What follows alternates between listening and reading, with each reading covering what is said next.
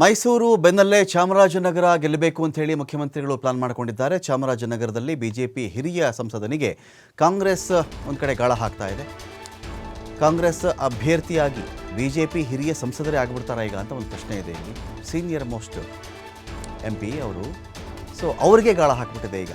ಕಾಂಗ್ರೆಸ್ಸಿಂದ ಯಾರನ್ನೋ ಕ್ಯಾಂಡಿಡೇಟ್ ಇಳಿಸೋದು ಬೇಡ, ಬಿಜೆಪಿಯ ಸಂಸದರು ಹೇಗಿದ್ರು ಅವರಿಗೆ ಟಿಕೆಟಲ್ಲಿ ಕೊಟ್ಟಿಲ್ಲ. ಸೊ ಹಾಗಾಗಿ ಆ ಸಂಸದರನ್ನ ಕರ್ಕೊಂಡು ಬಂದು ಚಾಮರಾಜನಗರದಲ್ಲಿ ಕಾಂಗ್ರೆಸ್ ಅಭ್ಯರ್ಥಿ ಮಾಡಿಬಿಟ್ರೆ ಹೇಗೆ, ಈ ಒಂದು ಲೆಕ್ಕಾಚಾರದಲ್ಲೂ ಕೂಡ ಕಾಂಗ್ರೆಸ್ ಇದೆ.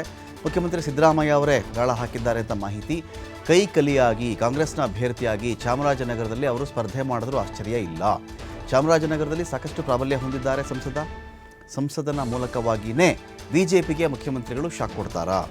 ಶ್ರೀನಿವಾಸ್ ಪ್ರಸಾದ್ ಇವರನ್ನು ಕಾಂಗ್ರೆಸ್ ಕಡೆಗೆ ಸೇರಿಸ್ಕೊಳ್ಬೇಕು ಅಂತ ಹೇಳಿ CM ರಣತಂತ್ರವನ್ನು ರೂಪಿಸಿದ್ದಾರೆ. ಮುಖ್ಯಮಂತ್ರಿಗಳ ಪ್ಲಾನ್ ವರ್ಕೌಟ್ ಏನಾದರೂ ಆದರೆ ಕಾಂಗ್ರೆಸ್ನ ಹಾದಿ ಸುಗಮವಾಗುತ್ತಾ ಪ್ರಶ್ನೆ ಇದೆ ಅಲ್ಲಿ. ಯಾಕಂದರೆ ಚಾಮರಾಜನಗರ ಭಾಗದಲ್ಲಿ ಶ್ರೀನಿವಾಸ್ ಪ್ರಸಾದ್ ಅವರ ಪ್ರಭಾವವನ್ನು ಯಾರೂ ಕೂಡ ಅಲಗಳೆಯೋಕ್ಕಾಗಲ್ಲ. ಹಿರಿಯ ವ್ಯಕ್ತಿ ಇದ್ದಾರೆ, ಬಹಳಷ್ಟು ವರ್ಷಗಳ ರಾಜಕೀಯ ಅನುಭವ ಇದೆ. ಕಾರಣಾಂತರಗಳಿಂದ ಸಿದ್ದರಾಮಯ್ಯ ಅವರ ಮೇಲಾಗ ಎಲ್ಲ ಒಟ್ಟೊಟ್ಟಿಗೆ ಈಗ ಯಾರು ಶ್ರೀನಿವಾಸ್ ಪ್ರಸಾದ್ ಅವರು, ಈ ಕಡೆ ವಿಶ್ವನಾಥ್ ಅವರು ಎಲ್ಲ ಮುನಿಸ್ಕೊಂಡಿದ್ರು. ಒಂದಷ್ಟು ಬೇಸರ ಇತ್ತು. ಈ CM ಇಬ್ರಾಹಿಂ ಕೂಡ ಏನು ಹೊರತಲ್ಲ, ಚೆನ್ನಾಗೇ ಇದ್ದವರು ಇವರೆಲ್ಲರೂ ಕೂಡ. ಈಗ ಮತ್ತೆ ಯಾಕೆ ಕಾಂಗ್ರೆಸ್ಸಿಂದ ಕ್ಯಾಂಡಿಡೇಟ್ ಆಗಬಾರ್ದು ಎನ್ನುವ ದಾಳವನ್ನು ಕೂಡ ಉರುಳಿಸ್ತಾ ಇದ್ದಾರಂತೆ. ಮುನಿಸನ್ನು ಮರೆತು ಶ್ರೀನಿವಾಸ್ ಪ್ರಸಾದ್ ಅವರಿಗೆ ಮುಖ್ಯಮಂತ್ರಿಗಳೇ ಫೋನ್ ಮಾಡಿದ್ದಾರೆ ಅಂತ ಮಾಹಿತಿ. ಸತತ 7 ವರ್ಷಗಳ ಬಳಿಕ ಶ್ರೀನಿವಾಸ್ ಪ್ರಸಾದ್ ಅವರಿಗೆ ಸಿದ್ದರಾಮಯ್ಯ ಅವರ ಕಡೆಯಿಂದ ಒಂದು ಫೋನ್ ಕಾಲ್ ಹೋಗಿದೆ. ಮುನಿಸ್ಕೊಂಡಿದ್ರು ಅವರು. ನಿನ್ನೆ ಫೋನ್ ಕಾಲ್ ಹೋದ ಬೆನ್ನಲ್ಲೇ ಶ್ರೀನಿವಾಸ್ ಪ್ರಸಾದ್ ಅವರನ್ನು ಮಹದೇವಪ್ಪ ಅವರು ಭೇಟಿಯಾಗಿದ್ದಾರೆ. CM ಸೂಚನೆ ಮೇರೆಗೆ ಬಿಜೆಪಿ ಸಂಸದನನ್ನು ಸಚಿವ ಮಹದೇವಪ್ಪ ಅವರು ಕೂಡ ಇಲ್ಲಿ ಭೇಟಿಯಾಗಿದ್ದಾರೆ. ಹಾಗಾಗಿ ಸಾಕಷ್ಟು ಕುತೂಹಲ ಮೂಡಿಸ್ತಾ ಇದೆ ಚಾಮರಾಜನಗರದ ಟಿಕೆಟ್ ಈ ಬಾರಿ ಕಾಂಗ್ರೆಸ್ ಕಡೆಯಿಂದ ಯಾರಿಗೆ ಅನ್ನೋ ವಿಷಯ. ಒಂದು ಸಭೆ ಮಾಡಿ ಅವರು ಸುದೀರ್ಘವಾದಂಥ 50 ವರ್ಷದ ಸಾರ್ವಜನಿಕ ಜೀವನಕ್ಕೆ ಮತ್ತು ಅಧಿಕಾರ ರಾಜಕಾರಣಕ್ಕೆ ಅಂತಿಮವನ್ನು ಆಡಿರ್ತಕ್ಕಂಥದ್ದನ್ನು ಕೇಳಿದ್ವಿ ಪತ್ರಿಕೆ ಮತ್ತು ಮಾಧ್ಯಮಗಳಲ್ಲಿ.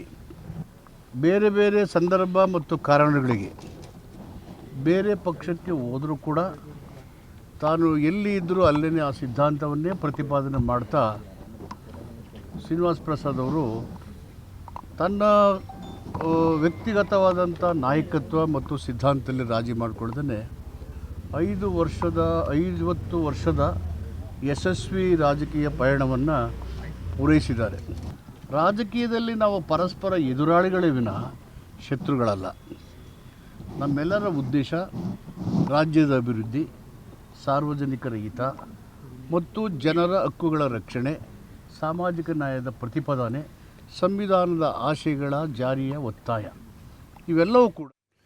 ಡೀಟೇಲ್ಸ್ ಕೊಡಕ್ಕೆ ಇದೀಗ ಪುನೀತ್ ಇದ್ದಾರೆ. ಪುನೀತ್, ಮಾಜಿ ಸಂಸದ ಧ್ರುವ ನಾರಾಯಣ್ ಮತ್ತು ಆ ದಂಪತಿ ಅವರು ತೀರಿಕೊಂಡ ನಂತರದಲ್ಲಿ ಬಹಳ ಅಲ್ಲಿವರೆಗೂ ದೊಡ್ಡ ಆಕಾಂಕ್ಷೆ ಇತ್ತು ಮಹದೇವಪ್ಪ ಅವರಿಗೆ ತಮ್ಮ ಮಗನಿಗೆ ಟಿಕೆಟ್ ಕೊಡಿಸ್ಬೇಕು ಆ ಭಾಗದಲ್ಲಿ ಅಂತ ಹೇಳಿ. ಆದರೆ ಆ ಒಂದು ಸಂದರ್ಭ ಎದುರಾದಾಗ ಆ ಕ್ಷೇತ್ರದ ಕಡೆಯಿಂದ ಒಂದು ಒತ್ತಡ ಇತ್ತು. ಇಲ್ಲ ಧ್ರುವ ನಾರಾಯಣ್ ಅವರ ಮಗನಿಗೆ ಟಿಕೆಟ್ ಕೊಡಬೇಕು, ಅಪ್ಪನನ್ನು ಕಳ್ಕೊಂಡ ಹುಡುಗ, ಅಮ್ಮನನ್ನು ಕಳ್ಕೊಂಡ, ಇದು ಬಹಳ ಇತ್ತು. ಆ ಸಂದರ್ಭದಲ್ಲೂ ಕೂಡ ಬೋಸ್ ಅವರ ಟಿಕೆಟನ್ನು ಆಗ ಕೊಡೋಕ್ಕಾಗಲಿಲ್ಲ. ಅವರಿಗೆ ಪರಿಸ್ಥಿತಿ ಆ ಥರ ಕ್ರಿಯೇಟ್ ಆಯಿತು. ಈಗಲೂ ಕೂಡ ಇದೇ ಮಹದೇವಪ್ಪ ಅವರ ಮಗ ಬೋಸ್ಗೆ ಟಿಕೆಟ್ ಕೊಡಬೇಕು ಬಹಳ ಚರ್ಚೆಯಲ್ಲಿದೆ. ಇದರ ಮಧ್ಯದಲ್ಲಿ ಮುಖ್ಯಮಂತ್ರಿಗಳ ಕರೆ ನೇರವಾಗಿ ಶ್ರೀನಿವಾಸ್ ಪ್ರಸಾದ್ ಅವರಿಗೆ ಹೋಗಿದೆ ಅಂತ ಒಂದು ಮಾಹಿತಿ. ಸೊ ಅಲ್ಲಿಗೆ ಪ್ರತಿ ಕ್ಷೇತ್ರವನ್ನು ಅದು ಯಾರಾದರೂ ಆಗಿರಲಿ ಎಲ್ಲರಿಗೆ ಮಾತ್ರ ಆದ್ಯತೆ ಎನ್ನುವ ಒಂದು ಸೂತ್ರಕ್ಕೆ ಕಾಂಗ್ರೆಸ್ ಈಗ ಕಟ್ಟಿಬೀಳ್ತಾ ಇದೆಯಾ? ಸುಮ್ಮನೆ ಅವರು ಕೊಡಬೇಕು, ಇವರು ಕೊಡಬೇಕು, ಅವ್ರ ಮಗ ಇವ್ರ ಮಗ ಇದಲ್ಲದೆ ಗೆಲುವನ್ನು ಮಾತ್ರ ಮಾನದಂಡವಾಗಿ ಇಟ್ಕೊಂಡೆ ಸಿದ್ದರಾಮಯ್ಯನವರು ಅಥವಾ ಕಾಂಗ್ರೆಸ್ ಹೈಕಮಾಂಡ್ ಯೋಚನೆ ಮಾಡ್ತಾ ಇದೆಯಾ ಇಲ್ಲಿ ಅಂತ?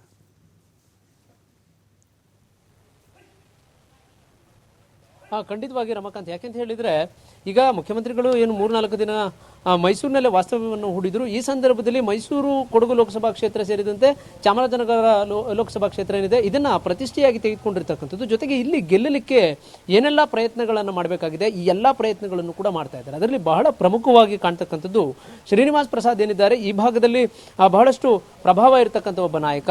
ಇವರು ಏನು ಮುಖ್ಯಮಂತ್ರಿಗಳು ಮೊದಲ ಬಾರಿ ಅವರ ಸಂಪುಟದಲ್ಲಿ ಏನು ಅವರನ್ನು ಕೈ ಬಿಟ್ಟರು, ಮೊದಲು ಮುಖ್ಯಮಂತ್ರಿ ಆಗಿದ್ದಂಥ ಸಂದರ್ಭದಲ್ಲಿ ಸಿದ್ದರಾಮಯ್ಯನವರು ಅವರ ಸಂಪುಟದಿಂದ ಶ್ರೀನಿವಾಸ್ ಪ್ರಸಾದ್ ಅವರನ್ನ ಕೈ ಕೈಬಿಟ್ಟಿದ್ದಂತಹ ಒಂದು ಹಿನ್ನೆಲೆಯಲ್ಲಿ ಬೇಸರದಿಂದ ಬಿಜೆಪಿ ಸೇರಿದಂತಹ ಶ್ರೀನಿವಾಸ್ ಪ್ರಸಾದ್ ಅವರ ಅಳಿಯ ಈ ಬಾರಿ ಎಂಪಿ ಟಿಕೆಟ್ಗೆ ಆಕಾಂಕ್ಷಿಯಾಗಿದ್ದರು. ಆದರೆ ಅವರಿಗೆ ಟಿಕೆಟ್ ಸಿಗಲಿಲ್ಲ ಬಿಜೆಪಿಯಿಂದ.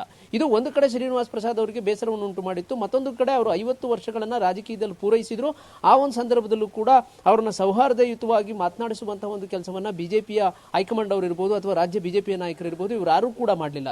ಇದು ಒಂದು ಕಡೆ ಬೇಸರದಿಂದ ಇರತಕ್ಕಂಥದ್ದು. ಈ ಎಲ್ಲದರ ಬಗ್ಗೆಯೂ ಕೂಡ ತಿಳಿದಂತಹ ಮುಖ್ಯಮಂತ್ರಿಗಳು ಈ ಬಾರಿ ಶ್ರೀನಿವಾಸ್ ಪ್ರಸಾದ್ ಅವರ ಒಂದು ಬೆಂಬಲವನ್ನು ತೆಗೆದುಕೊಂಡಂತಹ ಸಂದರ್ಭದಲ್ಲಿ ಮೈಸೂರು ಕೊಡಗು ಲೋಕಸಭಾ ಕ್ಷೇತ್ರ ಜೊತೆಗೆ ಚಾಮರಾಜನಗರ ಲೋಕಸಭಾ ಕ್ಷೇತ್ರವನ್ನು ಗೆಲ್ಲಲಿಕ್ಕೆ ಬಹಳಷ್ಟು ಸುಲಭ ಆಗುತ್ತೆ ಅನ್ನೋ ಒಂದು ನಿಟ್ಟಿನಲ್ಲಿ ಇವರಿಗೆ ಏನು ಇಲ್ಲಿ ಇರತಕ್ಕಂಥ ಸಚಿವ ದ್ವಯರಿಗೆ ಅಂದ್ರೆ ಮೈಸೂರು ಜಿಲ್ಲಾ ಉಸ್ತುವಾರಿ ಸಚಿವ ಎಚ್.ಸಿ. ಮಹದೇವಪ್ಪ ಜೊತೆಗೆ ಚಾಮರಾಜನಗರ ಜಿಲ್ಲಾ ಉಸ್ತುವಾರಿ ಸಚಿವ ವೆಂಕಟೇಶನ್ ಇದ್ದಾರೆ. ಇವರಿಗೆ ಸೂಚನೆಯನ್ನು ಕೊಡ್ತಾರೆ, ಶ್ರೀನಿವಾಸ್ ಪ್ರಸಾದ್ ಅವರನ್ನ ಭೇಟಿ ಮಾಡಬೇಕು, ಬೆಂಬಲವನ್ನ ಕೇಳಬೇಕು ಅಂತ ಹೇಳಿ. ತಮ್ಮ ಬದಲಿಗೆ ತಮ್ಮ ಪುತ್ರ ಯತೀಂದ್ರ ಸಿದ್ದರಾಮಯ್ಯನವರನ್ನು ಕೂಡ ಶ್ರೀನಿವಾಸ್ ಪ್ರಸಾದ್ ಅವರ ಮನೆಗೆ ಕಳುಹಿಸ್ತಾರೆ. ಕಳಿಸಿದಂತಹ ಸಂದರ್ಭದಲ್ಲಿ ಅಲ್ಲಿ ಬೆಂಬಲವನ್ನು ಕೇಳತಕ್ಕಂಥ ಒಂದು ಕೆಲಸವನ್ನು ಕೂಡ ಈಗ ಮಾಡಲಾಗಿರ್ತಕ್ಕಂಥದ್ದು. ಹೀಗಾಗಿ ಏನೆಲ್ಲ ಈ ಒಂದು 2 ಕ್ಷೇತ್ರಗಳನ್ನು ಗೆಲ್ಲಲಿಕ್ಕೆ ಏನೆಲ್ಲ ಪ್ರಯತ್ನಗಳನ್ನ ಮಾಡಬೇಕಾಗಿದೆ, ಎಲ್ಲಾ ಪ್ರಯತ್ನಗಳನ್ನು ಕೂಡ ಮುಖ್ಯಮಂತ್ರಿಗಳು ಮಾಡ್ತಾ ಇರತಕ್ಕಂಥದ್ದು. ಅದು ಒಂದು ಕಡೆ ಫಲ ಕೊಡ್ತಾ ಇದೆ ಅನ್ನೋದು ಕೂಡ ಇಲ್ಲೇ ಇರತಕ್ಕಂಥ ವಾತಾವರಣ. ಮುಖ್ಯಮಂತ್ರಿಗಳು ನೇರವಾಗಿ ಕರೆ ಮಾಡಿರ್ತಕ್ಕಂಥದ್ದು ಇರಬಹುದು, ಜೊತೆಗೆ ಸೂಚನೆ ಕೊಟ್ಟಂತೆ ಇಲ್ಲಿ ಇರತಕ್ಕಂಥ ಸ್ಥಳೀಯ ನಾಯಕರು ಶ್ರೀನಿವಾಸ್ ಪ್ರಸಾದ್ ಅವರನ್ನ ಭೇಟಿ ಮಾಡಿರ್ತಕ್ಕಂಥದ್ದು ಇರಬಹುದು. ಇದೆಲ್ಲವೂ ಕೂಡ ಈ ಬಾರಿ ಹೆಚ್ಚಿನ ಲಾಭವನ್ನು ಕೊಡುತ್ತೆ. ಇದು ಬಿಜೆಪಿಗೆ ಹೆಚ್ಚಿನ ಹೊಡೆತವನ್ನು ಉಂಟು ಮಾಡುತ್ತೆ ಅನ್ನೋ ವಾತಾವರಣ ಇರತಕ್ಕಂಥದ್ದು ಈಗ ರಮಕಾಂತ್. Thank you Puneeth.